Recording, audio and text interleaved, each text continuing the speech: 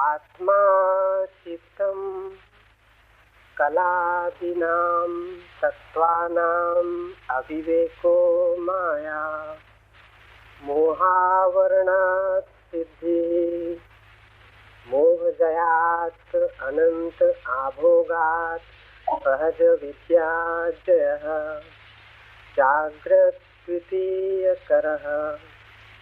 आत्मा चित्त है, कला आदि तत्वों का अविवेक ही माया है। मोह आवरण से युक्त योगी को सिद्धियां तो फलित हो जाती हैं, लेकिन आत्मज्ञान नहीं होता है। स्थायी रूप से मोह जय होने पर सहज विद्या फलित होती है। ऐसे जागृत योगी को सारा जगत मेरी ही किरणों का स्फुरण है, ऐसा बोध होता है।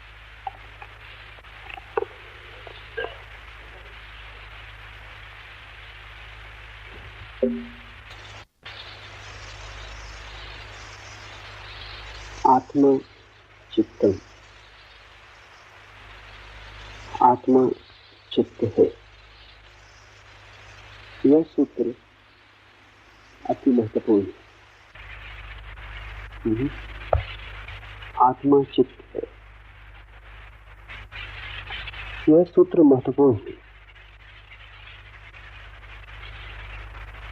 सागर में लहर दिखाई पड़ती है, लहर भी सागर है। लहर कितनी ही विक्षिप्त हो, लहर कितनी ही सतह पर हो, उसके भीतर भी अनंत सागर। क्षुद्र भी विराट को अपने में लिए, कण में भी परमात्मा छिपा है। तुम कितने ही पागल हो गए हो, तुम्हारा मन कितना ही उद्विग्न हो, कितने ही रोग, कितनी ही व्याधियों में तुम्हें घेरा हो, फिर भी तुम परमात्मा हो। इससे कोई भेद नहीं पड़ता कि तुम सोए हो, बेहोश हो। बेहोशी में भी परमात्मा ही तुम्हारे भीतर बेहोश, सोए हुए भी परमात्मा ही तुम्हारे भीतर सो रहा है। इससे कोई अंतर नहीं पड़ता कि तुमने बहुत पाप किए, बहुत पापों का विचार किया है।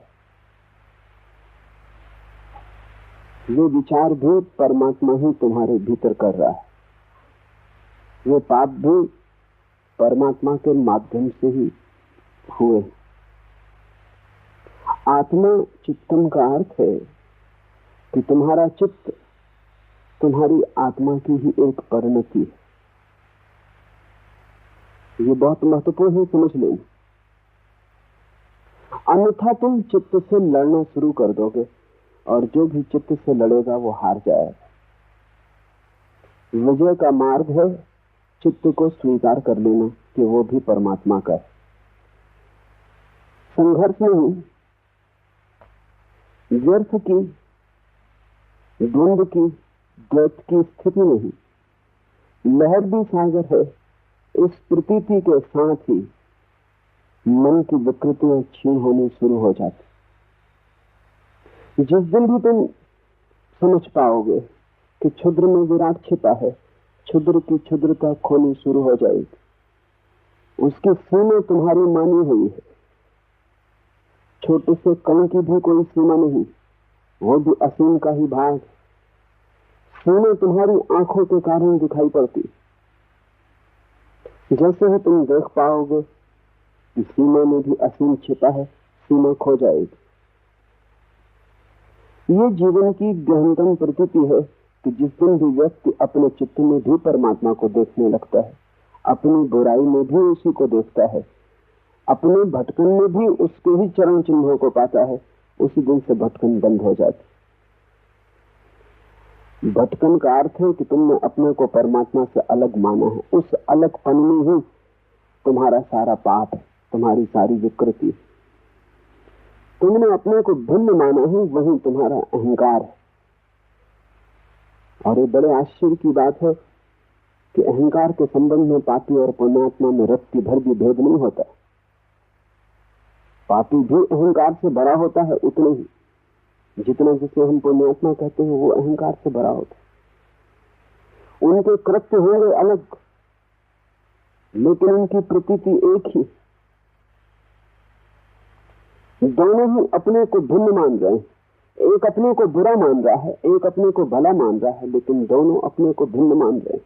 और जब तक तुम भिन्न मानोगे तब तक तुम भिन्न बने रहोगे। भिन्न तुम हो नहीं, तुम्हारी मान्यता ने ही तुम्हें संकीर्ण किया है, तुम्हारी धारणा ने ही तुम्हें बांधा है।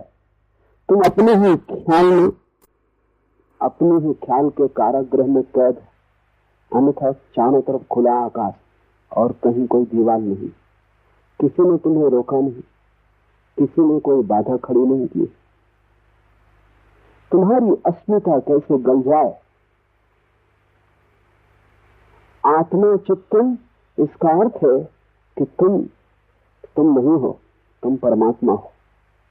तुम बड़े विराट से जुड़े हो, तुम छोटी लहर नहीं पूरे सागर हो। इस विराट की प्रतीति से तुम्हारा अहंकार खो जाएगा, और जहां अहंकार नहीं वहां पाप का कोई उपाय नहीं। एक ही पाप है कि मैं पृथक हूं। और ये पृथकता का भाव जिसे हम साधु कहते हैं उसमें भी बना रहता। मैंने सुना है एक हठयोगी मरा, स्वर्ग पहुंचा, द्वार पर दस्तक दी, द्वार खुला और पहरेदार ने कहा स्वागत, भीतर आए। हठयोगी ठिठक गया। उसने कहा अगर ऐसा स्वर्ग में सभी का स्वागत हो रहा है, क्योंकि न तुमने पूछा पता ठिकाना, न तुमने पूछा कृत्य, न तुमने पूछा कौन हो, क्या किया, पुण्य की पाप, कुछ भी पूछा नहीं, और सीधा अगर इस तरह स्वागत है ऐरे गहरे नत्थु खैरों का, तो ये स्वर्ग मेरे लिए नहीं। न आरक्षण किया, न कोई रिजर्वेशन, न कोई पूछताछ, सीधा स्वागत। तो फिर ये मेरी धारणा का स्वर्ग नहीं। ये अहंकार पुण्य से भरा है, पाप से नहीं। साधना की है इसमें, बड़ी सिद्धियां पाई हुई, लेकिन सब सिद्धियां व्यर्थ हो गई। सभी सिद्धियों ने अहंकार को ही भरा है, वे असिद्ध हो गई। बेनेट शॉ को नोबेल प्राइज मिली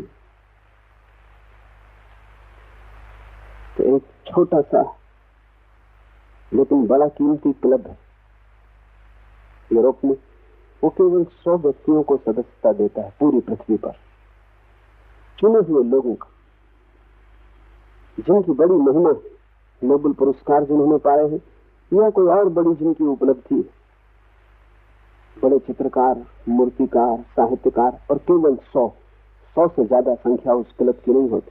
जब एक सदस्य मरता है तभी कोई नया व्यक्ति प्रवेश करता है। लोग जीवन भर प्रतीक्षा करते हैं उस क्लब की सदस्यता मिल जाए। जब बेनेट शॉ को नोबेल प्राइज मिली तो उस क्लब की सदस्यता का निमंत्रण उसके पास आया और क्लब ने कहा हम गौरवान्वित होंगे तुम्हें अपना सदस्य बनाकर। बेनेट शॉ ने उत्तर में लिखा जो क्लब मुझे सदस्य बना के गौरवान्वित होता है वो मेरे योग्य नहीं।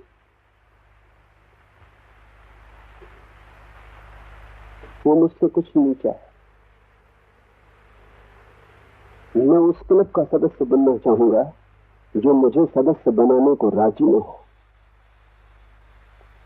अहंकार हमेशा दुर्गम को खोजता है, कठिन को खोजता है, और जीवन बिल्कुल सरल है, इसलिए अहंकार जीवन से वंचित रह जाता है।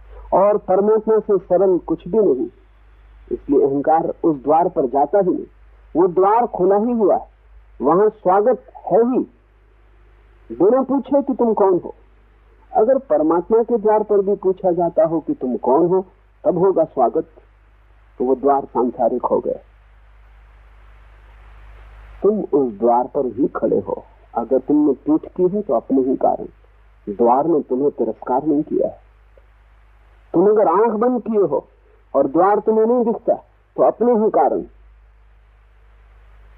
अन्यथा द्वार सदा खुला है और निमंत्रण सदा तुम्हारे लिए, स्वागत सदा वहां लिखा है। आत्मा चित्तम, इसका अर्थ है कि तुम अपने को पृथक मत मानना, कितने ही बुरे तुम हो। इसका यह अर्थ नहीं है कि तुम अपनी बुराई किए चले जाना। इसका यह अर्थ नहीं है कि तुम बुरे बने रहना, तुम बने ही न रह सकोगे। मनुष्य कहते हैं कि व्यक्ति वैसा ही हो जाता है जैसा वो स्वयं को मानता है। मान्यता ही धीरे धीरे जीवन बन जाती। मनुष्य कहते हैं कि अगर आदमी बुरा भी हो तो भी उसे बुरा मत कहना, क्योंकि बुरा कहने से, बार बार पुनरुक्त करने से कि तुम बुरे हो, ये मंत्र बन जाता है। और अगर सब तरफ सभी लोग दोहराते हैं कि तुम बुरे हो, तो वो व्यक्ति भी भीतर दोहराने लगता है कि मैं बुरा हूं। न केवल वो दोहराता है, बल्कि जो सबकी अपेक्षा है उसको सिद्ध करने की कोशिश भी करता है। धीरे धीरे बुराई में आबद्ध हो जाता है। शायद धर्म की जगत में खोज करने वाले लोग इस सत्य को बहुत पहले पहचान लिए थे। उन्होंने तुम्हें जीवन की परम सत्ता को मंत्र बनाने को कहा है। आत्मा चित्तम, तुम परमात्मा हो, तुम्हारी आत्मा है, तुम्हारा मन। ये बड़ी से बड़ी बात है जो तुम्हारे संबंध में कही जा सकती। और अगर ये तुम्हारा मंत्र बन जाए और ये तुम्हारे जीवन में ओतप्रोत हो जाए, तुम्हारे रोए रोए में समा जाए इसकी झंकार, तो तुम धीरे धीरे पाओगे जो तुमने सोचा वो तुम होने लगे। जो तुमने ढूंढा भीतर वो तुम्हारे जीवन में आना शुरू हो गया है। धर्म की शुरुआत तुम नहीं हो, परमात्मा है, इस सूत्र से होती। मानो तुम सोए हो, मानो कि तुम बहुत अर्थों में बुरे हो, मानो कि बहुत भूल चूक तुमने की, लेकिन इससे तुम्हारे स्वभाव में कोई भी फर्क नहीं पड़ता। निर्मलता तुम्हारा स्वभाव है। तुम कितने ही बुरा किए हो, इस बात का स्मरण आ जाए कि मैं परमात्मा हूं, सब बुराई कट जाएगी।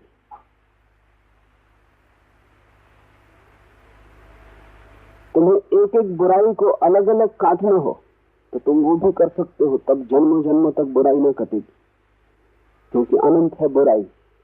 और एक एक बुराई को जो काटने चलेगा वो कभी भी काट ना पाएगा, क्योंकि जब तुम एक बुराई काटते हो तब तुम 10 बुराइयां पैदा भी कर रहे हो। एक बुराई काटते हो, 99 बुराई तो तुम्हारे भीतर मौजूद, वो तुम्हारी एक भलाई को भी रंग देंगे, उसे भी बुरा कर देंगे। इसलिए तुम पुण्य भी करते हो तो वो भी पाप जैसा हो जाता है। तुम अमृत भी छूते हो तो जहर हो जाता है, क्योंकि से सब बुराइयां उस पर टूट पड़ती। तुम मंदिर भी बनाओ तो भी उससे विनम्रता नहीं आती, उससे अहंकार भरता है। और अहंकार के बड़े सूक्ष्म रास्ते, व्यर्थ से भी अहंकार भरता है। मुल्ला नसरुद्दीन के पास एक कुत्ता था। न उस कुत्ते की कोई नस्ल का ठिकाना था, न कोई ढंढोल, देखने में बस शक्ल कमजोर, हर समय डरा हुआ, भयभीत, पैर झुके हुए, शरीर दुर्बल, लेकिन नसरुद्दीन उसकी भी तारीफ आंका करता था। मैंने उससे पूछा, कुछ इस कुत्ते के संबंध में बताओ भी। नसरुद्दीन ने कहा, नाम उसने रखा था उसका अडोल्फ हिटलर। नसरुद्दीन ने कहा, हिटलर की नस्ल का भला कोई ठीक ठीक पता ना हो, लेकिन बड़ा कीमती जानवर, और एक अजनबी कदम नहीं रख सकता घर के आसपास बिना हमें खबर हुए। हिटलर फौरन खबर देता। मैंने पूछा, क्या करता है तुम्हारा हिटलर? क्योंकि उसे देख के संदेह होता था कि वो कुछ कर सकेगा। भौंकता है, चिल्लाता है, चीखता है, काटता है, क्या करता है? नसरुद्दीन ने कहा, ये नहीं, जब भी कोई अजनबी आता है हिटलर फौरन हमारे बिस्तर के नीचे आके छिप जाता है। ऐसा कभी नहीं होता कि अजनबी आ जाए और हमें पता ना हो। मगर उसका भी गुण गौरव, तुम्हारा अहंकार मुल्ला नसरुद्दीन के हिटलर जैसा है। न तो नस्ल का कोई पता, तुम्हें पता है तुम्हारा अहंकार कहां से पैदा हुआ? जो है ही नहीं वो पैदा कैसे होगा? वो भ्रांति, उसकी नस्ल का कोई पता नहीं हो सकता। तुम तो परमात्मा से पैदा हुए, तुम्हारा अहंकार कहां से पैदा हुआ? तो तुमने ही निर्मित कर लिया है। और कभी तुमने अपने अहंकार को गौर से देखा कि भला नाम तुम अडोल्फ हिटलर रख लिए हो? सभी सोचते हैं, लेकिन उसके पैर बिल्कुल झुके, दीनहीन।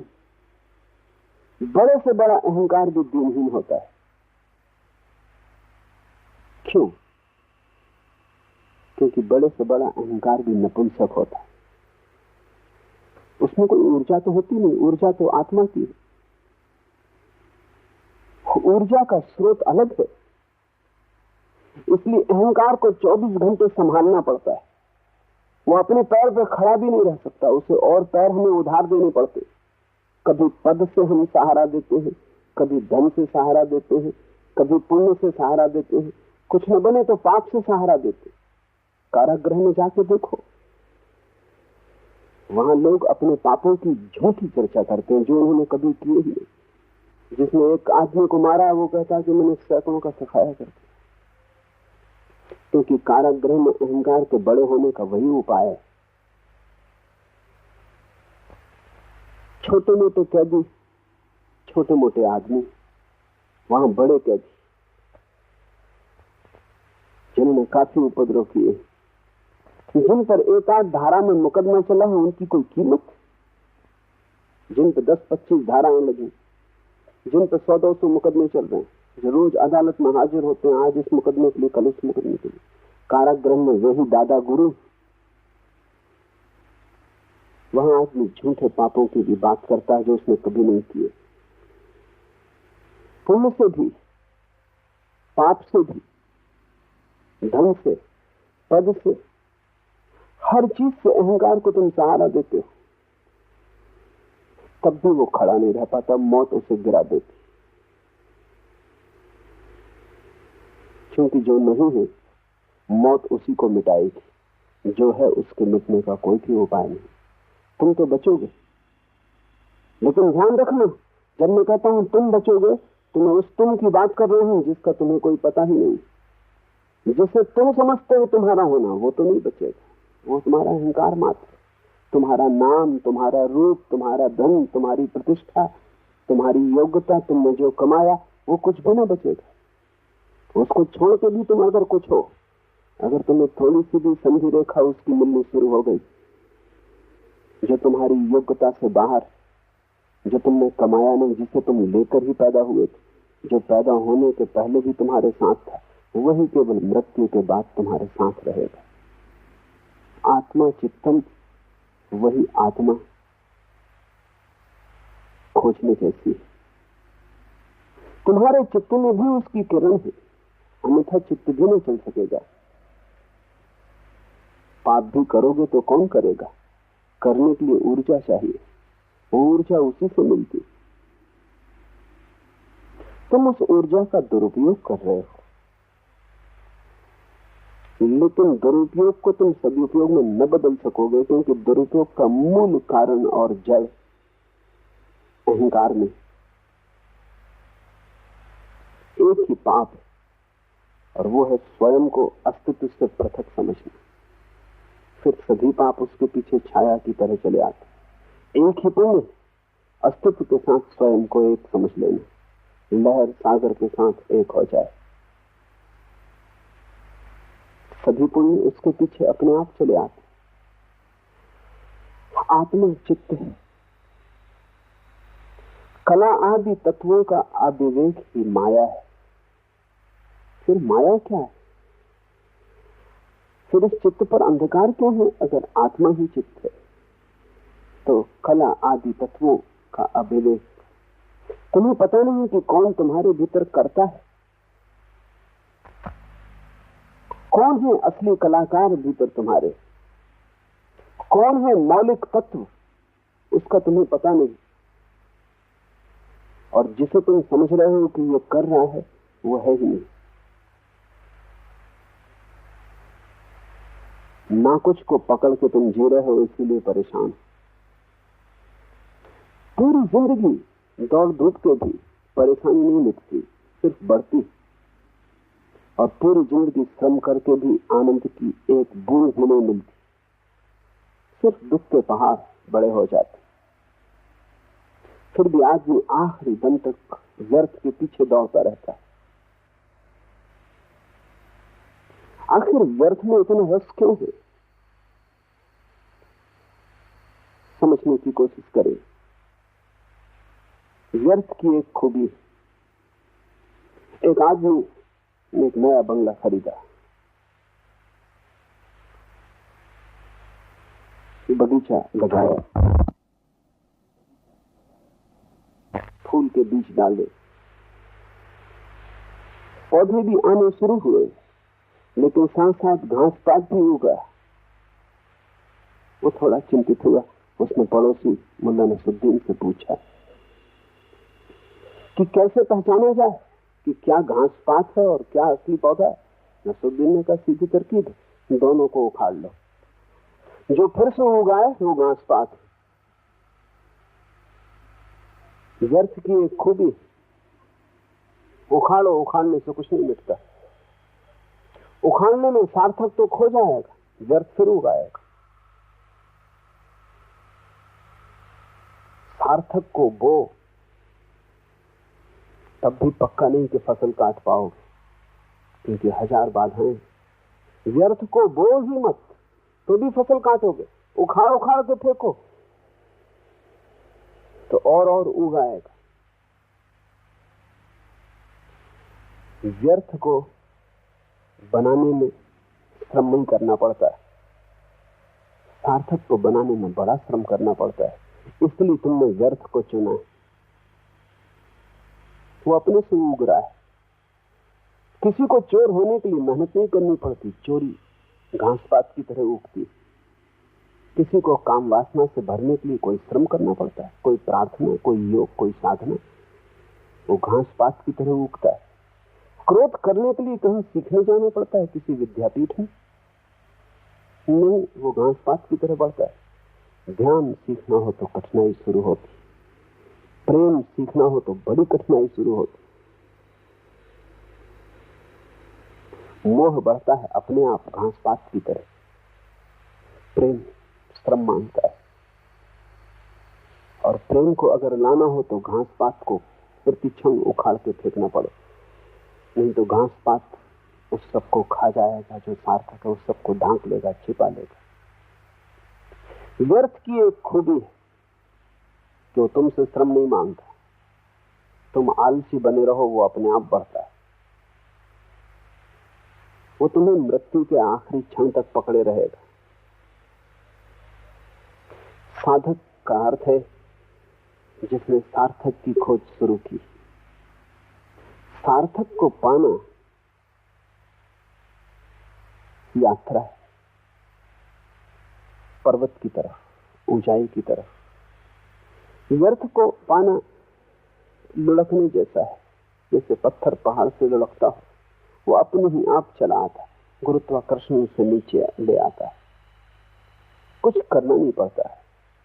तुमने अब तक जीवन में कुछ नहीं किया है, इसलिए तुम व्यर्थ हो। तुम कहोगे नहीं, ऐसी बात नहीं, मैंने धन कमाया, मैं पद प्रतिष्ठा पर पहुंचा, मैंने बड़ी उपाधियां इकट्ठी की हैं। फिर भी मैं तुमसे कहता हूं कि वो सब तुमने किया नहीं, वो घास पात की तरह अपने आप बढ़ा है। और अगर गौर से तुम भीतर विश्लेषण करोगे तो तुम्हें भी दिखाई पड़ जाएगा कि धन कमाने के लिए तुमने कुछ किया नहीं। धन की आकांक्षा घास पात की तरह तुम्हारे भीतर थी, वो बढ़ गई। तुम उखाड़ के भी फेंको तो भी बढ़ जाती। तुमने घर बनाने के लिए कुछ किया नहीं, वो वासना तुम्हारे भीतर घास पात की तरह बढ़ी, वो मृत्यु के आखिरी क्षण तक तुम्हें पकड़ी रहेगी। साधक का अर्थ है जो सत्य को समझ जाए कि जो अपने आप बढ़ रहा है वो व्यर्थ ही होगा, मुझे कुछ बोना पड़ेगा। मैंने सुना है कि एक महिला एक मनोवैज्ञानिक के पास गई और उसने कहा कि अब सहायता की जरूरत है। बहुत दिन टाला, लेकिन अब मुझे कहना ही पड़ेगा, मेरी सहायता करें। मनोवैज्ञानिक ने पूछा, क्या है समस्या? उसने कहा, समस्या मेरी नहीं, मेरे पति की। समस्या यह है कि जैसा प्रेम प्रथम में उन्होंने दिखाया था, अब वो धीरे धीरे खो गया। और जैसी प्रगाढ़ वासना उनमें पहले थी, वो धीरे धीरे क्षीण हो गई। पहले वो बाढ़ की तरह थे, अब वो एक सूखी नदी की तरह हुए जा रहे हैं। मनोवैज्ञानिक भीतर से तो हंसना चाहा, लेकिन बाहर उसने गंभीरता रखी, व्यवसायिक की गंभीरता। और उसने पूछा, लेकिन आपकी उम्र क्या है? उस महिला ने कहा, बस केवल 72 वर्ष। और तुम्हारे पति की उम्र? उसने कहा, बस केवल 86 वर्ष। सभी लोग ऐसा सोचते हैं कि बस केवल 80-90, केवल मृत्यु के खिलाफ लगाए हुए। क्या अभी कोई उम्र है? अभी तो जैसी शुरुआत। और मनोवैज्ञानिक ने कहा कि कब तुम्हें ये लक्षण दिखाई पड़ने शुरू हुए कि पति की ऊर्जा खो रही है, शक्ति खो रही है, प्रेम वासना कम हो रही? पत्नी ने कहा, कल रात और आज सुबह फिर।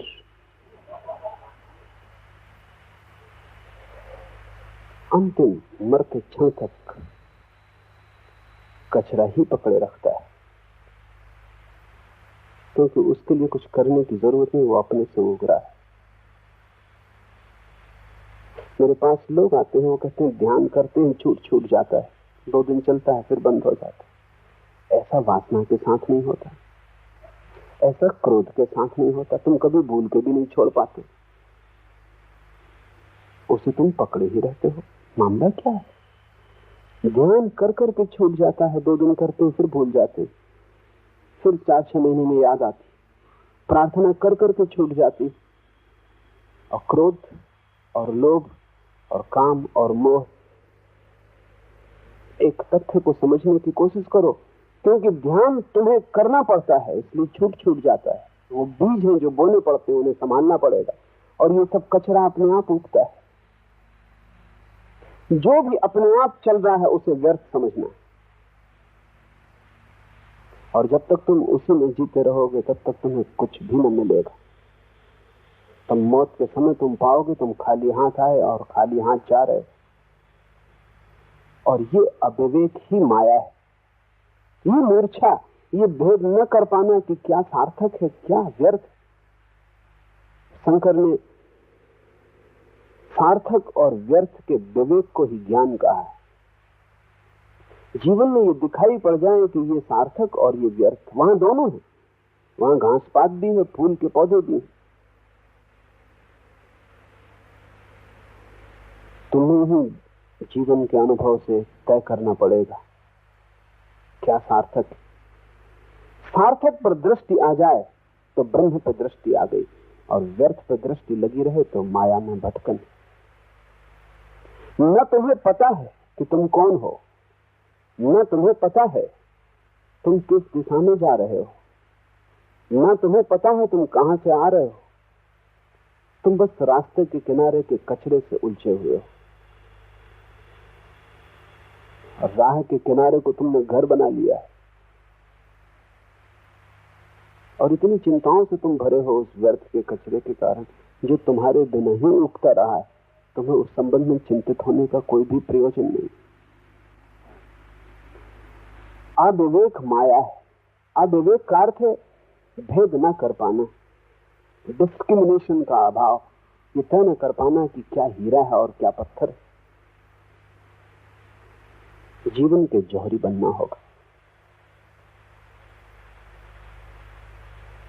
जीवन के जौहरी बनने से ही विवेक पैदा होता है। तुम्हारे पास जीवन है और तुम खोजो, और इसको मैं खोज की कसौटी कहता हूं कि जो अपने आप चल रहा है उसे तुम व्यर्थ जानना, और जो तुम्हारे चलने से भी नहीं चलता है उसे तुम सार्थक जानना। ये कसौटी है। और जिस दिन तुम्हारे जीवन में वो चलने लगे जिसे तुम चलाना चाहते थे और जिसका चलना मुश्किल था, उस दिन समझना कि फूल आएंगे। और जिस दिन उसका उगना बंद हो जाए, जो अपने आप उगता था, समझना माया समाप्त हुई। मोह आवरण से युक्त योगी को सिद्धियां तो फलित हो जाती हैं, लेकिन आत्मज्ञान नहीं होता। और ये व्यर्थ इतना महत्वपूर्ण हो गया है जीवन में कि जब तुम सार्थक को भी साधने जाते हो तब भी सार्थक नहीं सधता, व्यर्थ ही सधता है। लोग ध्यान करने आते हैं तो भी उनकी आकांक्षा को समझने की कोशिश करो तो बड़ी हैरानी होती है। ध्यान से भी वो व्यर्थ को ही मांगते हैं। मेरे पास वो आते हैं, वो कहते हैं ध्यान करना चाहता हूं क्योंकि शारीरिक बीमारियां हैं। क्या आप आश्वासन देते हैं कि ध्यान करने से वो दूर हो जाएंगे? अच्छा होता वो चिकित्सक के पास गए होते। अच्छा होता कि उन्होंने आदमी खोजा होता जो शरीर की चिकित्सा करता है। वो आत्मा के वैद्य के पास भी आते हैं तो भी शरीर के इलाज के लिए। वो ध्यान भी करने को तैयार है तो भी ध्यान उनके लिए औषधि से ज्यादा नहीं है, और वो औषधि भी शरीर के लिए। मेरे पास लोग आते हैं, वो कहते हैं कि बड़ी कठिनाई में जीवन जा रहा है, धन की असुविधा है, क्या ध्यान करने से सब ठीक हो जाएगा? ये मोह का आवरण इतना घना है कि तुम अगर अमृत को भी खोजते हो तो जहर के लिए। बड़ी हैरानी की बात। तुम चाहते तो अमृत हो लेकिन उससे आत्महत्या करना चाहते हो। अब अमृत से कोई आत्महत्या नहीं होती। अमृत पिया कि तुम अमर हो जाओगे, लेकिन तुम अमृत की तलाश में आते हो तो भी तुम्हारा लक्ष्य आत्महत्या का है। धन या देह, संसार का कोई न कोई अंग, वही तुम धर्म से भी पूरा करना चाहते हो। सुनो लोगों की प्रार्थनाएं मंदिरों में जाकर वे क्या मांग रहे हैं, और तुम पाओगे कि वे मंदिर में भी संसार मांग रहे हैं। किसी के बेटे की शादी नहीं हुई, किसी के बेटे को नौकरी नहीं मिली, किसी के घर में कलह है। मंदिर में भी तुम संसार को ही मांगने जाते हो। तुम्हारा मंदिर सुपरमार्केट होगा, बड़ी दुकान होगा जहां ये चीजें भी बिकती, जहां सभी कुछ बिकता है, लेकिन तुम्हें अभी मंदिर की कोई पहचान नहीं।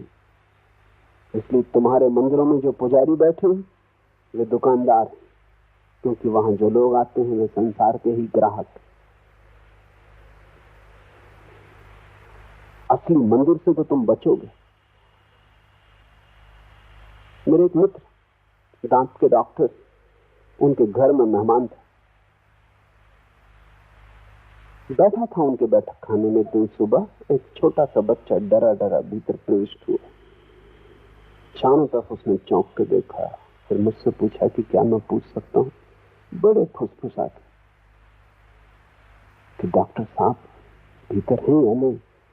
मैंने कहा वो अभी बाहर गए। प्रसन्न हो गया वो बच्चा। उसने कहा मेरी मां ने भेजा था दांत दिखाने, क्या मैं आपसे पूछ सकता हूं कि वो फिर कब बाहर जाएंगे? बस ऐसी तुम्हारी हालत। अगर मंदिर तुम्हें मिल जाए तो तुम बचोगे।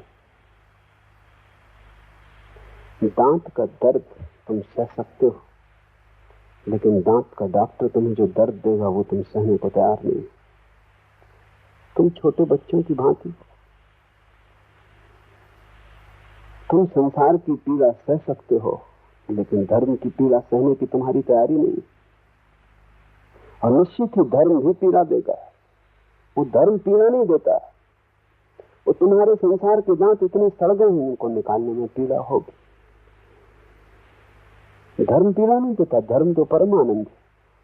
लेकिन तुम दुख में ही जिए हो और तुमने दुख ही अर्जित किया है। तुम्हारे सब दांत पीड़ा से भर गए, उनको खींचने में कष्ट होगा। तुम इतने डरते हो उनको खींचे जाने से कि तुम राजी हो उनकी पीड़ा और जहर को झेलने को। उससे तुम विषाक्त हुए जा रहे हो, तुम्हारा सारा जीवन गलित हुआ जा रहा है, लेकिन तुम इस दुख से परिचित हो। आदमी परिचित दुख को झेलने को राजी होता, अपरिचित सुख से भी भय लगता है। ये दांत भी तुम्हारे हैं, ये दर्द भी तुम्हारा है, इससे तुम जन्मों जन्मों से परिचित हो। लेकिन तुम्हें पता नहीं कि अगर ये दांत निकल जाए, ये पीड़ा खो जाए, तो तुम्हारे जीवन में पहली दफा आनंद का द्वार खुलेगा।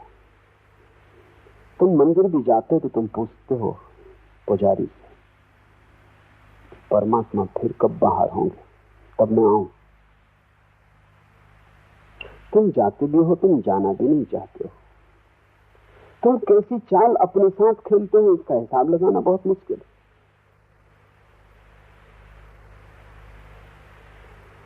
निरंतर तुम्हें देख के, तुम्हारी समस्याओं को देख के मैं इस नतीजे पर पहुंचा हूं कि तुम्हारी एक ही मात्र समस्या है कि तुम ठीक से यही नहीं समझ पा रहे हो कि तुम क्या करना चाहते हो। ध्यान करना चाहते हो, ये भी पक्का नहीं। फिर ध्यान नहीं होता तो तुम परेशान होते हो। लेकिन जो करने का तुम्हारा पक्का ही नहीं हो, तुम पूरे पूरे भाव से करोगे नहीं, आधे आधे भाव से करोगे। और आधे आधे भाव से जीवन में कुछ भी नहीं होता। बर्फ तो बिना भाव के भी चलता है, उसमें तुम्हें कुछ भी लगाने की जरूरत नहीं, उसकी अपनी ही गति है। लेकिन सार्थक में जीवन को डालना पड़ता है, दांव पर लगाना होता है।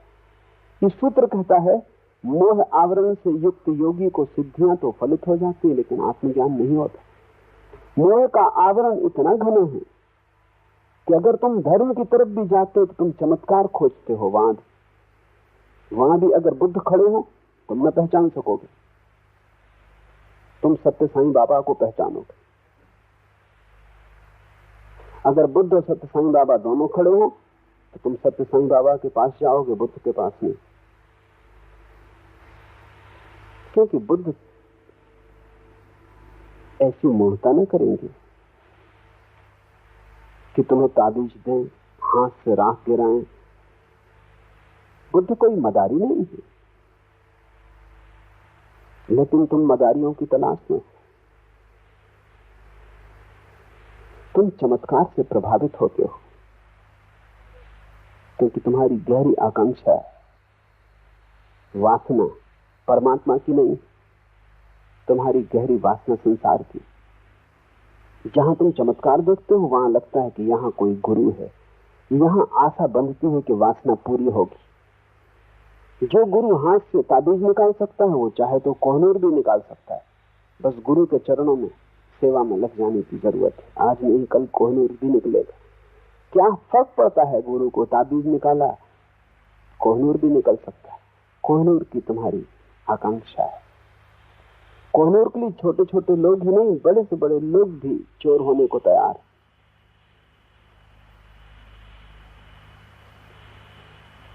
जिस आदमी के हाथ से राख गिर सकती सुनने से, वो चाहे तो तुम्हें अमरत्व प्रदान कर सकता है। बस केवल गुरु सेवा की जरूरत है।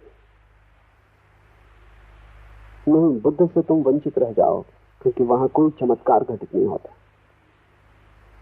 जहां सारी वासना समाप्त हो गई, वहां तुम्हारी किसी वासना को तृप्त करने का भी कोई सवाल नहीं। बुद्ध के पास तो महानतम चमत्कार, आखिरी चमत्कार घटित होता है। निर्वासना का प्रकाश है वहां, लेकिन तुम्हारी वासना से भरी आंखें वो न देख पाएंगी। बुद्ध को तुम तभी देख पाओगे, तभी समझ पाओगे, उनके चरणों में तुम तभी झुक पाओगे जब सच में ही संसार की व्यर्थता तुम्हें दिखाई पड़ गई हो, मोह का आवरण टूट गया हो। मोह एक नशा है, जैसे नशे में डूबा हुआ कोई आदमी चलता है, डगमगाता है, पक्का पता भी नहीं कहां जा रहा है, क्यों जा रहा है, चलता है बेहोशी में। ऐसे तुम चलते रहे हो। कितना ही तुम संभालो अपने पैरों को, इससे कोई फर्क नहीं पड़ता। सभी शराबी संभालने की कोशिश करते। तुम अपने को भला धोखा दे लो, दूसरों को कोई धोखा नहीं हो पाता। सभी शराबी कोशिश करते हैं कि वो नशे में नहीं। वो जितनी कोशिश करते हैं उतना ही प्रकट होता है। और ये मोह नशा है। और जब मैं कहता हूं मोह नशा है तो बिल्कुल रासायनिक अर्थों में कहता हूं कि मोह नशा है। मोह की अवस्था में तुम्हारा पूरा शरीर नशीले द्रव्यों से भर जाता है। वैज्ञानिक अर्थों में भी जब तुम किसी एक स्त्री के प्रेम में गिरते हो तो तुम्हारा पूरे शरीर का खून विशेष रासायनिक द्रव्यों से भर जाता है। वे द्रव्य वही जो भंग में, गांजे में, LSD में। इसलिए स्त्री जिसके तुम प्रेम में पड़ गए हो, वो स्त्री अलौकिक दिखाई पड़ने लगती, वो इस पृथ्वी की नहीं मालूम होती। जिस पुरुष के तुम प्रेम में पड़ जाओ वो पुरुष इस लोक का नहीं मालूम पड़ता है।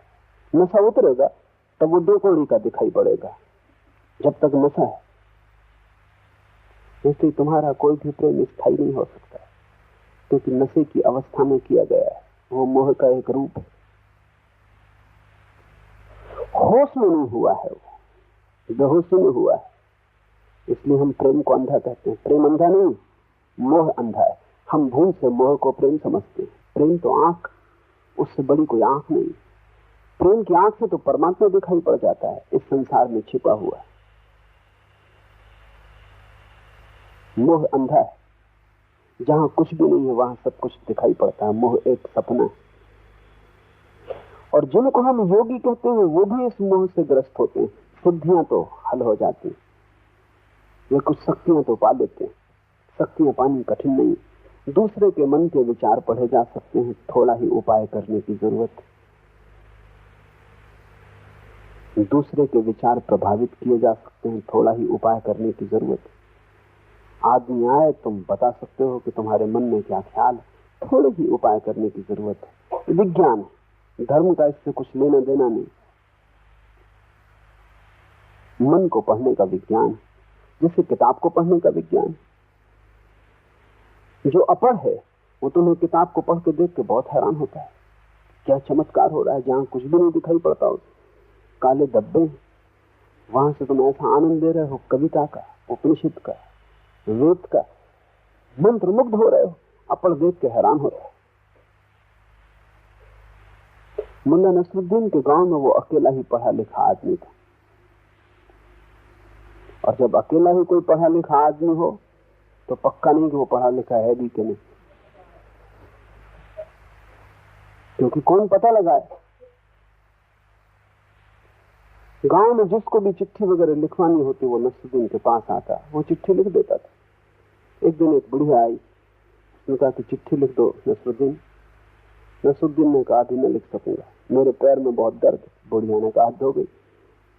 पैर के दर्द से चिट्ठी लिखने का संबंध क्या? नसरुद्दीन ने कहा, उस विस्तार में मत जाओ, लेकिन मैं कहता हूं कि पैर में दर्द है, मैं चिट्ठी ना लिखूंगा। बुढ़िया भी जिद्दी थी, उसने कहा, मैं बिना जाने जाऊंगी नहीं, क्योंकि मैं बेपढ़ी लिखी हूं। लेकिन ये मैंने कभी सुना नहीं कि पैर के दर्द से चिट्ठी लिखने का क्या संबंध। नसरुद्दीन ने कहा, तू नहीं मानती तो मैं बता दूं। फिर पढ़ने दूसरे गांव तक कौन जाएगा? वो मुझे को जाना पड़ता है, मेरी लिखी चिट्ठी मैं ही पढ़ सकता हूं।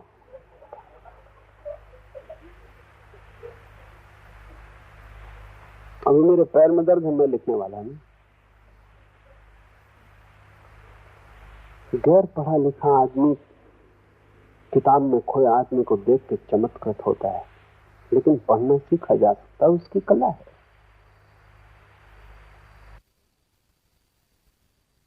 तुम्हारे मन में विचार चलते हैं, तुम देखते हो विचारों को, दूसरा भी उनको देख सकता है, उसकी कला है। लेकिन उस विचारों को देखने की कला का धर्म से कोई भी संबंध नहीं। न किताब को पढ़ने की कला से धर्म का कोई संबंध, न दूसरे के मन को पढ़ने की कला से धर्म का कोई संबंध। जादूगर सीख लेते हैं, वे कोई सिद्ध पुरुष नहीं, लेकिन तुम बहुत चमत्कृत होगे। तुम गए किसी साधु के पास और उसने कहा कि आओ, तुम्हारा नाम लिया, तुम्हारे गांव का पता बताया और कहा कि तुम्हारे घर के बगल में एक नीम का झाड़। तुम दीवाने हो गए। लेकिन साधु को नीम के झाड़ से क्या लेना, तुम्हारे गांव से क्या लेना, तुम्हारे नाम से क्या मतलब? साधु तो वो है जिसे पता चल गया है कि किसी का कोई नाम नहीं, रूप नहीं, किसी का कोई गांव नहीं। ये गांव, नाम, रूप सब संसार के हिस्से। तुम संसारी हो, वो साधु भी तुम्हें प्रभावित कर रहा है, क्योंकि वो तुमसे गहरे संसार में, उसने और भी कला सीख ली, तुम्हारे बिना बताए वो बोलता है। वो तुम्हें प्रभावित करना चाहता है। ध्यान रखो, जब तक तुम दूसरे को प्रभावित करना चाहते हो तब तक तुम अहंकार से ग्रस्त हो। आत्मा किसी को प्रभावित करना नहीं चाहती। दूसरे को प्रभावित करने में सार भी क्या है? क्या अर्थ? पानी पे बनाए हुए लकीरों जैसा है। क्या होगा? मुझे 10,000 लोग प्रभावित हों कि 10 करोड़ लोग प्रभावित हों, इससे होगा क्या? उनको प्रभावित करके मैं क्या पालूंगा? अज्ञानियों की भीड़ को प्रभावित करने की इतनी उत्सुकता अज्ञान की खबर देती है। तो राजनेता दूसरों को प्रभावित करने में उत्सुक होता है, समझ में आता है, लेकिन धार्मिक व्यक्ति क्यों दूसरों को प्रभावित करने में उत्सुक होगा? और जब भी तुम दूसरे को प्रभावित करना चाहते हो, तब तक एक बात याद रखना, तुम आत्मस्थ नहीं हो। दूसरे को प्रभावित करने का अर्थ है कि तुम अहंकार स्थित हो। अहंकार दूसरे के प्रभाव को भोजन की तरह उपलब्ध करता है, उसी पे जीता है। जितनी आंखें मुझे पहचान लें, उतना मेरा अहंकार बड़ा होता है।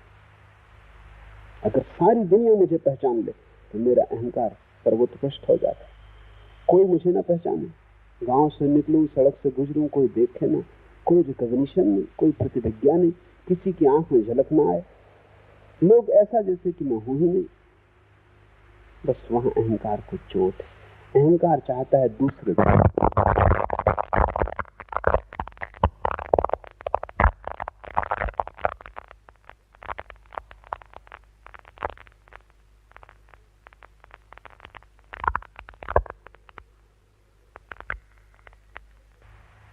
दूसरे को प्रभावित करने का अर्थ है कि तुम अहंकार स्थित हो।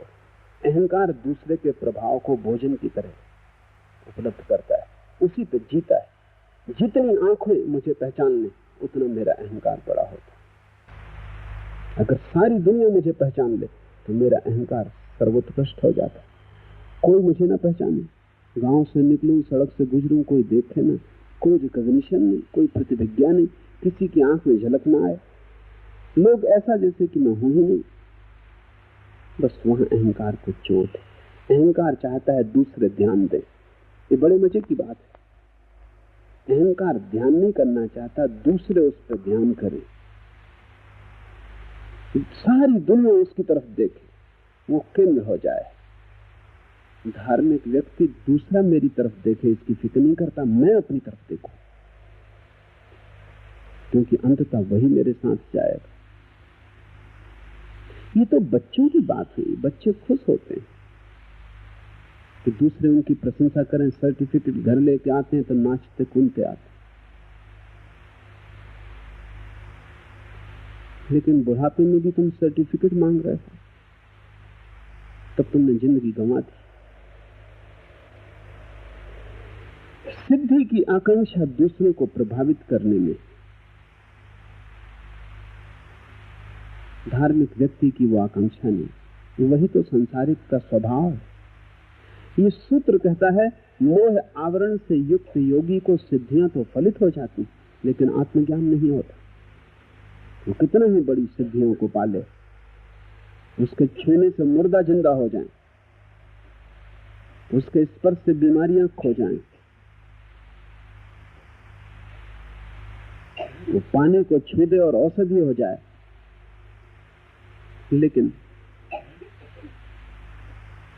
उससे आत्मज्ञान का कोई भी संबंध नहीं। सच तो स्थिति उल्टी, जितना ही वो व्यक्ति सिद्धियों से भरता जाता है, उतना ही आत्मज्ञान से दूर होता जाता है। क्योंकि जैसे जैसे अहंकार भरता है, वैसे वैसे आत्मा खाली होती है, और जैसे जैसे अहंकार खाली होता है, वैसे वैसे आत्मा भरती। तुम दोनों को साथ ही साथ न भर पाओगे। दूसरे को प्रभावित करने की आकांक्षा छोड़ दो, अन्यथा योग भी भ्रष्ट हो जाएगा। तब तुम योग भी साधोगे, वो भी राजनीति होगी, धर्म नहीं। और राजनीति एक जाल है। फिर इन प्रकार आदमी दूसरे को प्रभावित करना चाहता है, फिर सीधे और गलत रास्ते से भी प्रभावित करना चाहता है। लेकिन प्रभावित तुम करना है इसलिए चाहते हो, तुम दूसरे का शोषण करना चाहते हो। मैंने सुना है, चुनाव हो रहे थे और एक संध्या 3 आदमी हवालात में बंद किए गए अंधेरा था, तीनों ने अंधेरे में एक दूसरे को परिचय दिया।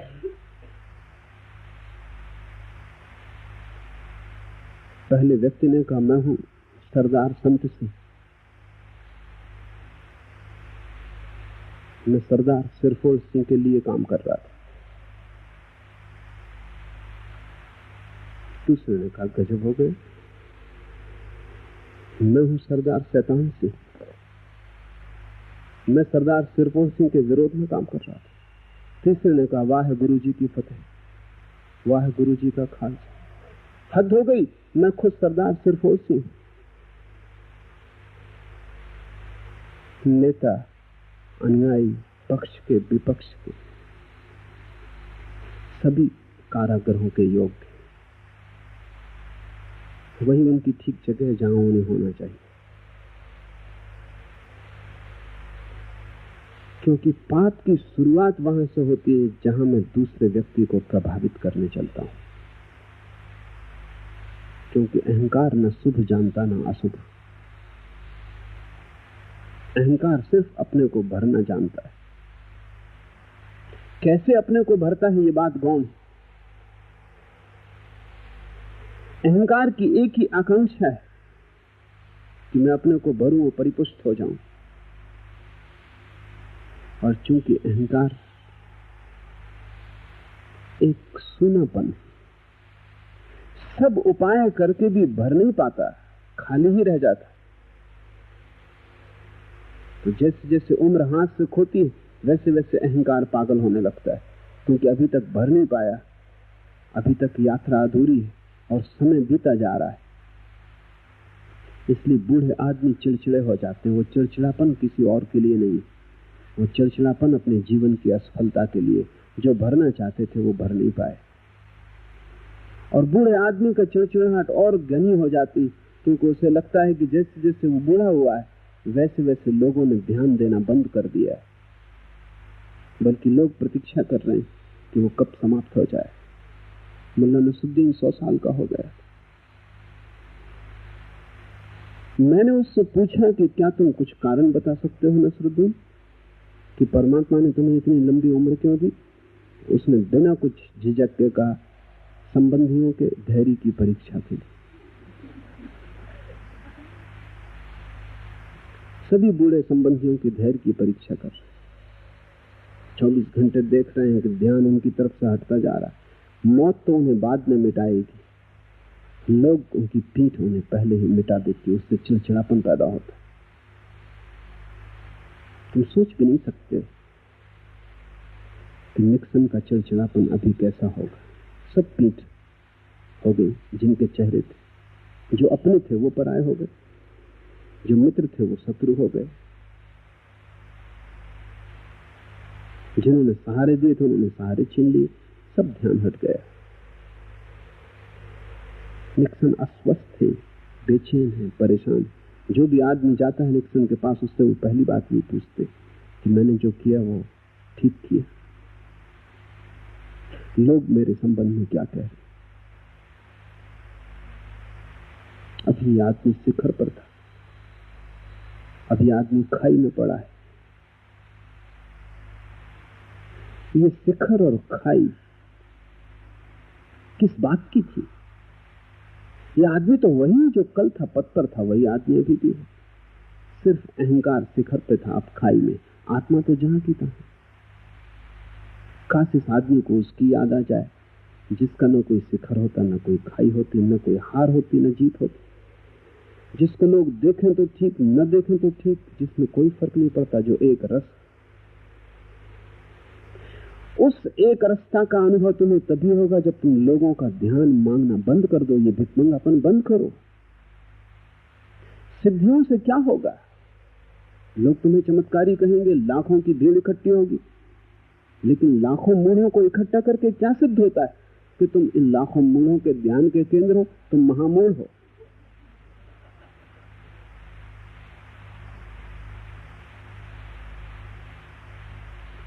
अज्ञानी से प्रशंसा पाके भी क्या मिलेगा?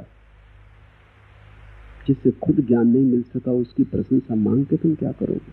जो खुद भटक रहा है उसके तुम नेता हो जाओगे। उसके सम्मान का कितना मूल्य है।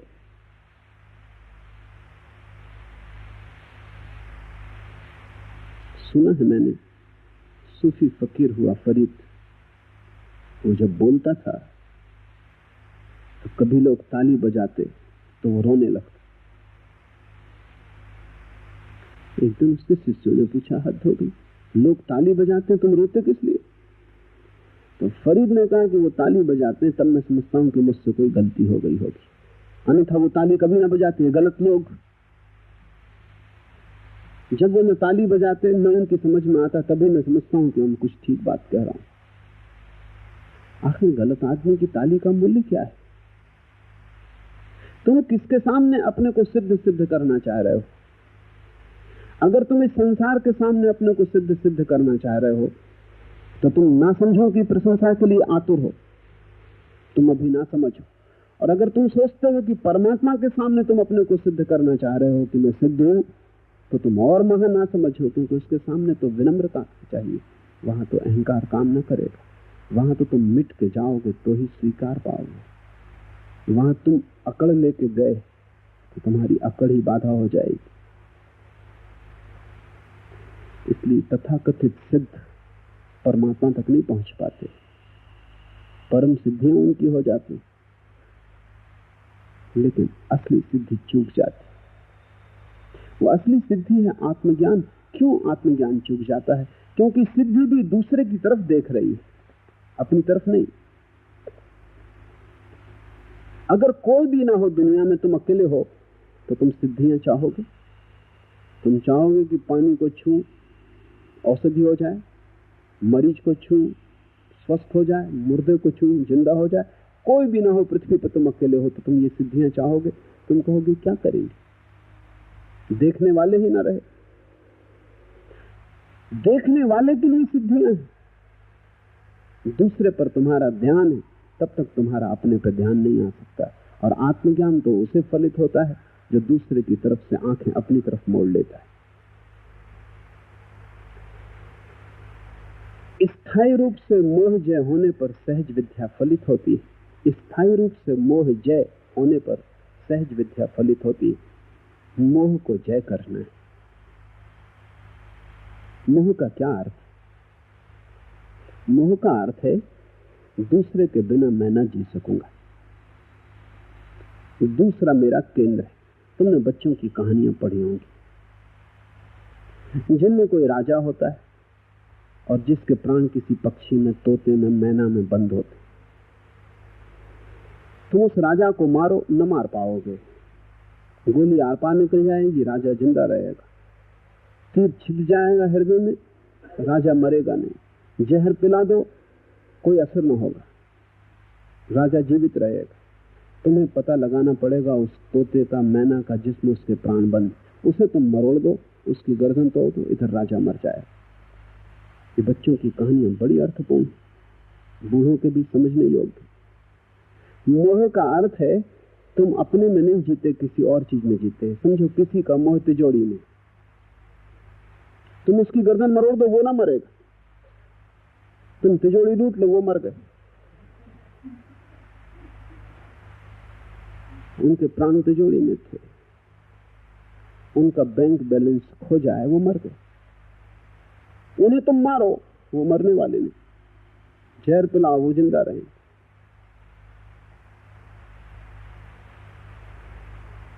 मोह का अर्थ है तुमने अपने प्राण अपने से हटा के कहीं और रख दिए। किसी ने अपने बेटे में रख दिए हैं, किसी ने अपनी पत्नी में रख दिए हैं, किसी ने धन में रख दिए हैं, किसी ने पद में रख दिए, लेकिन प्राण कहीं और रख दिए हैं। जहां होना चाहिए प्राण वहां नहीं। तुम्हारे भीतर प्राण नहीं धड़क रहा है, कहीं और धड़क रहा है। तब तुम मुसीबत में रहोगे। यही मोह संसार है, क्योंकि जहां जहां तुमने प्राण रख दिए उनके तुम गुलाम हो जाओगे। तो जिस राजा के प्राण तोते में बंद है, वो तोते का गुलाम होगा, क्योंकि तोते के ऊपर सब कुछ निर्भर है। तोता मर जाए तो हमारे प्राण गए, तो तोते को संभालेगा।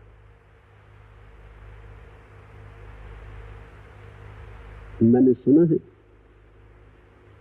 एक सम्राट एक बार एक जोशी पर बहुत नाराज हो गया, क्योंकि जोशी ने उसके प्रधानमंत्री की भविष्यवाणी की और कहा कि ये कल मर जाएगा, और कल प्रधानमंत्री मर भी गया। राजा बहुत चिंतित हुआ और उसे ये शक भी पकड़ा कि ये भी हो सकता है कि प्रधानमंत्री इसके कहने के कारण मर गया। इस पर भाव इतना गहरा हो गया, इसकी बात का प्रभाव इतना हो गया कि मर गया। और अभी झंझट का आदमी ये अगर मुझसे भी कह दे कि कल तुम मर जाओगे तो बचना बहुत मुश्किल, क्योंकि खुद ही इस पर प्रभाव पड़ेगा मुझ पर। उसने ज्योतिषी को कारागृह में डाल दिया। ज्योतिषी ने पूछा कि क्यों? सम्राट ने कहा कि तुम खतरनाक हो, मुझे लगता है कि ये भविष्यवाणी के कारण नहीं मरा, मरने वाला था इसलिए नहीं मरा। तुमने कहा, ये बात उसके मन में बैठ गई, वो सम्मोहित हो गया और मर गया। तुम खतरनाक हो। उस जोशी ने कहा इसके पहले कि तुम मुझे कारागृह में डालो, मैं एक बात तुम्हें बता दूं, तुम्हारा भविष्य मैंने निकाला हुआ है। सम्राट ने बहुत चाहा कि वो भविष्य न सुने, लेकिन जोशी बोल ही गया। सम्राट ने कहा चुप, लेकिन जोशी ने कहा चुप रहने का कोई उपाय नहीं, जिस दिन मैं मरूंगा उसके 3 दिन बाद तुम मरोगे। बस अब मुसीबत हो गई। उस जोशी को महल में रखना पड़ा। उसकी बड़ी सेवा, चिंता, उसके राजा हाथ पैर दबाता, क्योंकि वो जिस दिन मरा 3 दिन बाद जहां तुम अपने प्राण रख दोगे उसकी तुम सेवा में लग जाओगे। लोगों को देखो तिजोरी के पास कैसे जाते, बिल्कुल हाथ जोड़े जैसे मंदिर के पास जाते। तिजोरी पर लाभ शुभ, श्री गणेशाय नमः। तिजोरी भगवान, उसकी वो पूजा करते। दिवाली के दिन पागलों को देखो, सब अपने अपनी तिजोरी की पूजा करते। वहां उनके प्राण किस भाव से वे करते हैं, वो भाव देखने जैसे। दुकानदार हर साल अपने खाता बही शुरू करता है तो स्वस्तिक बनाता है, लाभ शुभ लिखता है, श्री गणेश नमः लिखता है। तुम्हें पता है कि गणेश की इतनी स्तुति वो क्यों करता है? ये गणेश पुराने उपद्रवी, पुरानी कथा है कि गणेश विघ्न के देवता हैं। दिखते भी ढंग से, उपद्रवी होना चाहिए। एक तो खोपड़ी अपनी नहीं, जिसके पास अपनी खोपड़ी नहीं वो आदमी पागल है। उससे तुम कुछ भी असंभव वो कर सकता है। ढंग ढोल उनका देखो, संदिग्ध। चूहे पर सवार, ये चूहा तर्क कतरनी की तरह काटता है। तर्क कभी भी भरोसे योग्य नहीं। तर्क जहां भी जाएगा वहां विघ्न उपस्थित करेगा। जिसके जीवन में तर्क घुस जाएगा उसके जीवन में उपद्रव आ जाएंगे, अराजकता आ जाएगी, सब शांति खो जाएगी। तो गणेश पुराने देवता हैं विघ्न के। जहां भी कहीं कुछ शुभ हो रहा हो वो मौजूद हो जाते थे। तो लोग उनसे डरने लगे। डरने के कारण पहले उनको हाथ जोड़ लेते हैं कि आप कृपा करके आप कृपा रखना, बाकी हम सब संभाल लेंगे। और धीरे धीरे हालत ऐसी हो गई कि जो देवता विघ्न का था लोग उसको मंगल का देवता मानने लगे। पर वो भूल गए कहानी, वो उनका हाथ जोड़ना ठीक ही कि यहां मत आना, इस तरफ कृपा दृष्टि रखना।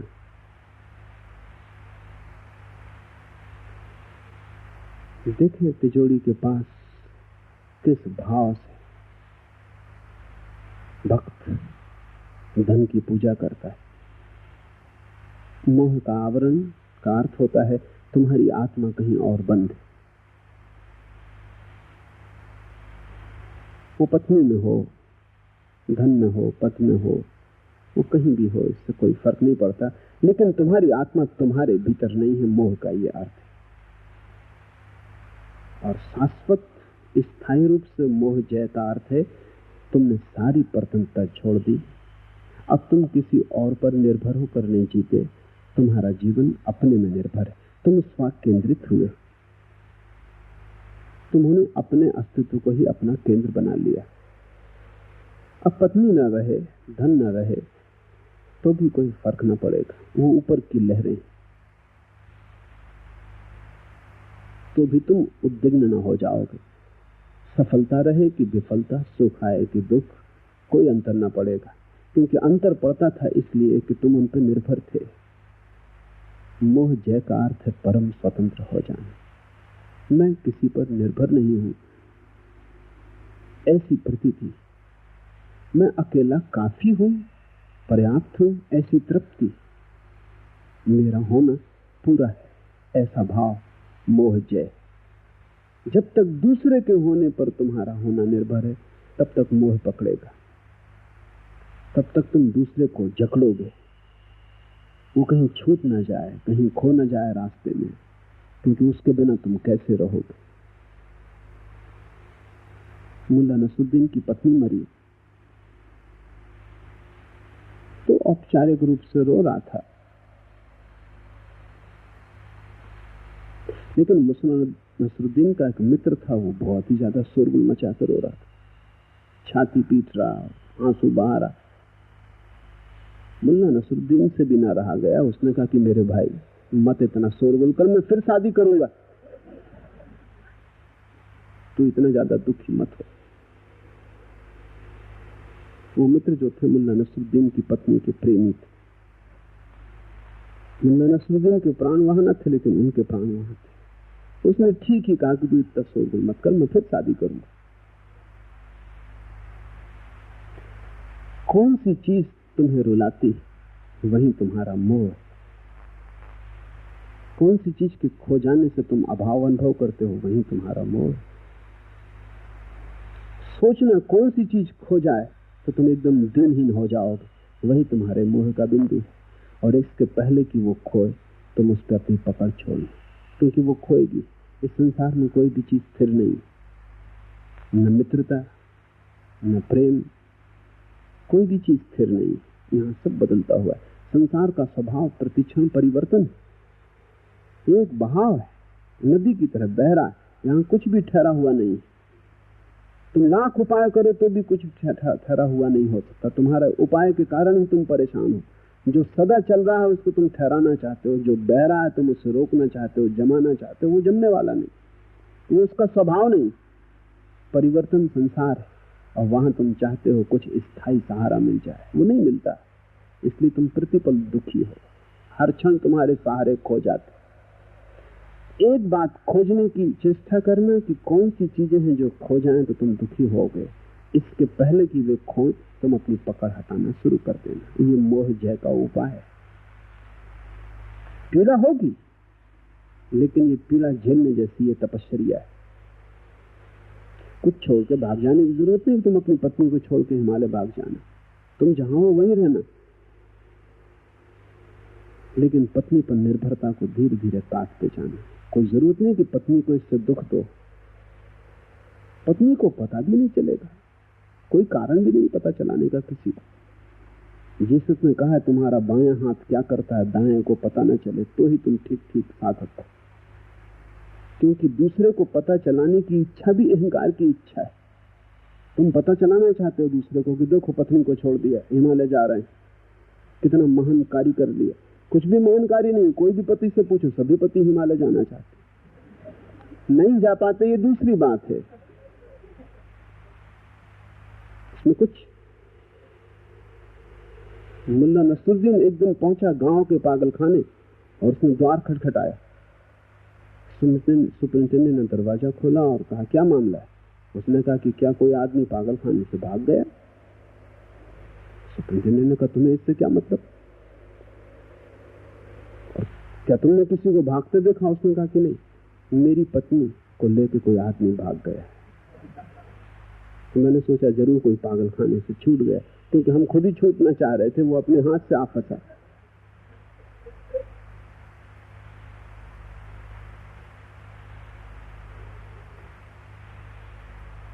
पतियों से पूछो, संसार में जो खड़ा है उसके दुख का कोई अंत नहीं है। भाग नहीं सकता क्योंकि उसे कहीं सुख दूसरी जगह दिखाई भी नहीं पड़ता कहां जाए, और जहां जाएगा संसार से साथ ही होगा। और फिर बड़ी आकांक्षाओं से इस जगह को उसने बनाया है, और अब इतने बनाने के बाद तोड़ना मुश्किल है। पूरी जिंदगी व्यर्थ होती है। मोह की खोज करना, जिन चीजों के बिना तुम न रह सको उनके बिना धीरे धीरे रहने की भीतरी चेष्टा करना, और एक ऐसी स्थिति बना लेना कि अगर वे सब भी खो जाएं तो भी तुम्हारे भीतर कोई कंपन न होगा, तो मोह जय हुई। और ये हो सकता है, ये हुआ है, एक को हुआ है, सभी को हो सकता है। सूत्र कहता है सेवका, स्थायी रूप से मोह जय होने पर सहज विद्या फलित होती, और जिस दिन भी मोह जय हो जाती उसी दिन तुम पाते हो कि उस विद्या का तुम्हें अनुभव होने लगा, वो ज्ञान स्फुरने लगा जो सहज है, जो किसी से सीखा नहीं जाता। वही आत्मज्ञान है। आत्मज्ञान दूसरे से सीखने की कोई सुविधा नहीं, वो भीतर स्फुरित होता है, जैसे वृक्षों में फूल लगते, जैसे झरने बहते। ऐसा तुम्हारे भीतर जो बह रहा है, सदा कलकलनाद कर रहा है, वो तुम्हारा ही है, सहज, उसे किसी से लेना नहीं। कोई गुरु उसे नहीं दे सकता, सभी गुरु उस तरफ इशारा करते। जब तुम पाओगे तब तुम पाओगे ये भीतर ही छिपा था, ये अपनी ही संपदा है। इसलिए सहज विद्या, दो तरह की विद्याएं हैं। संसार की विद्या सीखनी दूसरे से सीखनी पड़ेगी, वो सहज नहीं। कितना ही बुद्धिमान आदमी हो, संसार की विद्या दूसरे से सीखनी पड़ेगी, और कितना ही मूढ़ आदमी हो तो भी आत्मविद्या दूसरे से नहीं सीखनी पड़ेगी, वो तुम्हारे भीतर है। बाधा मोह की है, मोह कट जाता है, बादल छट जाते हैं, सूर्य निकल आता है। ऐसे जागृत योगी को सारा जगत मेरी ही किरणों का परिस्फुरण है, ऐसा बोध होता है। और जिस दिन सहज विद्या का जन्म होता है, जागृति आती है, तो दिखाई पड़ता है कि सारा जगत मेरी ही किरणों का स्फुरण। तब तुम केंद्र हो जाते हो। तुम बहुत चाहते थे कि सारे जगत के केंद्र हो जाओ, अहंकार के सहारे वो नहीं हो पाया, हर बार हारे, और अहंकार खोते ही तुम केंद्र हो जाते। तुम जिसे पाना चाहते हो वो तुम्हें मिल जाएगा, लेकिन तुम गलत दिशा में खोज रहे हो, तुम भ्रांत मार्ग पर चल रहे हो। तुम जो पाना चाहते हो वो मिल सकता है, लेकिन जिसके सहारे तुम पाना चाहते हो उसके सहारे नहीं मिल सकता। तुमने गलत साथी चुना है, तुमने वाहन गलत चुन लिया है। अहंकार से तुम कभी विश्व के केंद्र न बन पाओगे, और निरअहंकार व्यक्ति तत्क्षण विश्व का केंद्र बन जाता है। बुद्धत्व प्रकट होता है बोधि वृक्ष के नीचे, सारी दुनिया परिधि हो जाती है, सारा जगत परिधि हो जाता है, बुद्धत्व केंद्र हो जाता है। सारा जगत फिर मेरा ही फैलाव, फिर सभी किरणें मेरी, सारा जीवन मेरा है। लेकिन ये मेरा तभी फलित होता है जब मैं नहीं बचता, यही जटिलता है। जब तक मैं है तब तक तुम कितने ही बड़ा कर लो मेरे के फैलाव को, कितना ही बड़ा साम्राज्य बना लो, तुम धोखा दे रहे हो। काफी जल चुके हो, अनेक जन्मों में भटक चुके हो, फिर भी सजग नहीं। मैंने सुना मुल्ला नसरुद्दीन एक दिन हवाई जहाज में सवार हुआ, अपनी कुर्सी पे बैठते उसने परिचारिका को बुलाया और कहा कि सुनो, तेल पानी हवा पेट्रोल सब ठीक ठाक है ना? उस परिचारिका ने कहा कि तुम अपनी जगह शांति से बैठो, ये तुम्हारा काम नहीं, ये हमारी चिंता है। नसरुद्दीन ने कहा फिर बीच में उतर के धक्का देने के लिए मत कहना। मुझे किसी ने बताया तो मैंने नसरुद्दीन को पूछा कि ऐसी बात घटी? उसने कहा घटी। दूध का जला छाछ भी फूंक फूंक के पीता है, बस का चला हवाई जहाज में भी चिंता रखता है, तो बीच में उतर के धक्का न देना पड़े। तुम बहुत बार जल चुके हो,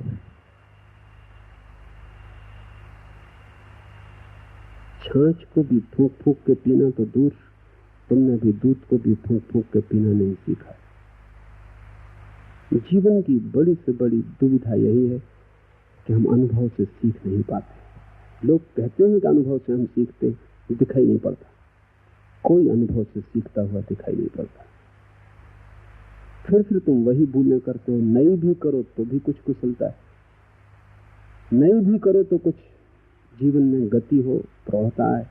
वही भूलें बार बार करते हो, पुनरुक्ति करते हो। चित्त एक वर्तुल है, तुम उसी में घूमते रहते हो, चाक की तरह। और वो चाक चलता है तुम्हारी मोह से। मोह को तोड़ो, चाक रुक जाएगा। चाक के रुकते ही तुम पाओगे तुम केंद्र हो। तुम्हें केंद्र बनने की जरूरत नहीं है, तुम हो।